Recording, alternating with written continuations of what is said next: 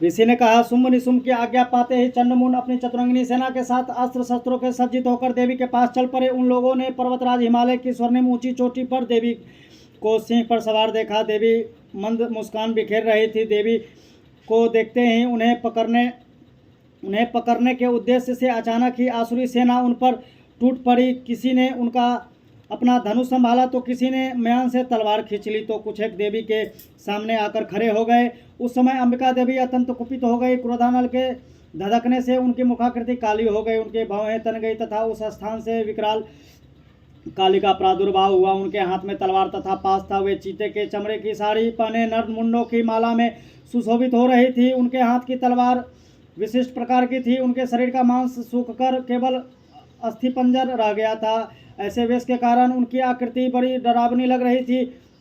उनके विशाल मुख गहड़ में जीभ लपा रही थी, जिसके कारण वे बहुत ही भयंकर दिख रही थी। उनके नेत्र अच्छी कोठरों के भीतर की ओर धंसे हुए थे।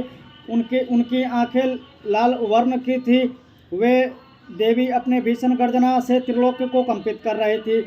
वे कालिका देवी मुख्य असुरों का वध करती हुई बड़े वेग से दैत्यों की सेना पर टूट पड़ी और उन सभी का अपना भक्ष बनाने लगी। वे विकराल देवी अपने एक ही हाथ से पकड़कर अंगरक्षकों, अंकुशधारी महाबली, बड़े बड़े वीरों का तथा गलघंटधारी विशालकाय हाथियों को अपने मुख में भर लेती है। इसी तरह हाथी, घोड़े, सारथी आदि को निगलकर भीषण आवाज में उन्हें चबा रही थी। किन्हीं राक्षसों के केस खींचकर, किन्हीं का गला मरोड़कर, किसी को पैरों तले रौंद कर एवं किसी को अपने वक्ष प्रहार से यमालय भेज देती थी। दानवों द्वारा छेपित शस्त्रों को वे मुंह में पकड़कर दांतों में पीस डालती।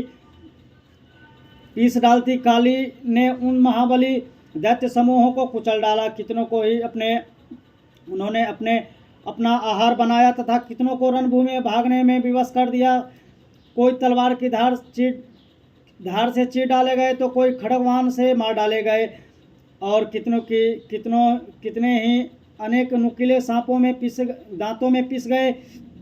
इस प्रकार क्षण मात्र में ही देवी ने उस विशाल सेना का अंत कर डाला। अपनी सेना का इस प्रकार नाश होते देखकर चंड वेग पूर्वक काली की ओर लपक पड़ा। उससे अपने वान वर्षा कर तथा हजारों बार प्रयुक्त अपने चक्रों को चलाकर देवी को ढक दिया। देवी के मुख विखर में प्रविष्ट में अनेक चक्र ऐसे लगे मानो अनेक सूर्यमंडल मेघों से ढक गए हैं। काली ने कुपित होकर भयंकर गर्जना के साथ अट्टहास किया।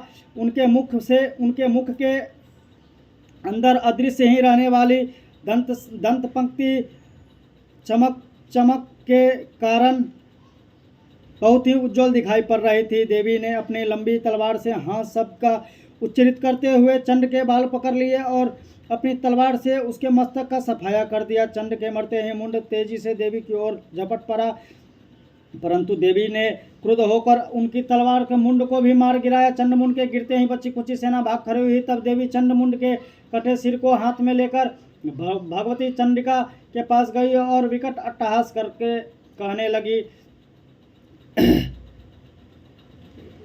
लगी, हे देवी, मैंने इस चंडमुंड नामक महापशु को तुम्हें भेंट किया। अब आगे युद्ध में शुंभ निशुंभ का वध तुम स्वयं ही करना। तदंतर ऋषि ने कहा, चंडमुंड के खंडित सिर को देखकर कल्याणकारिणी चंडी देवी काली के मधुर वचनों में बोली, हे देवी, तुमने मुझे चंड और मुंड को अर्पित किया है। अब वे विश्व में तुम्हारी ख्याति चामुंडा के नाम से ही होगी। प्रेम से बोलिए मां अम्बे की, मां चामुंडा की जय।